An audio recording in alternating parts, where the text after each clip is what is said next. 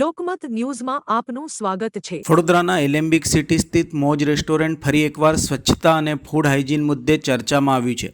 Social media ઉપર viral થયેલા એક વિડીયોમાં રેસ્ટોરન્ટની અંદર ઉંદર ફરતો જોવા મળ્યો હોવાના આક્ષેપ કરવામાં આવ્યા છે। આ વિડીયો બાદ ગ્રાહકોમાં ભારે રોષ જોવા મળી રહ્યો છે। મોહિની રોનક પટેલ નામના ફેસબુક યુઝરે સમગ્ર ઘટનાનો વિડીયો અને ફોટા સોશિયલ મીડિયા પર પોસ્ટ કર્યા હતા।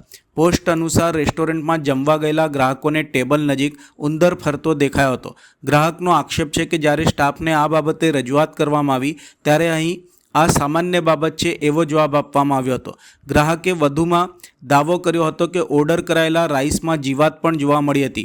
ઊંચી કિંમત ચૂકવીને ફેમિલી સાથે જમવા આવતા ગ્રાહકોને આવી પરિસ્થિતિનો સામનો કરવો પડતા નારાજગી વ્યક્ત કરવામાં આવી રહી છે।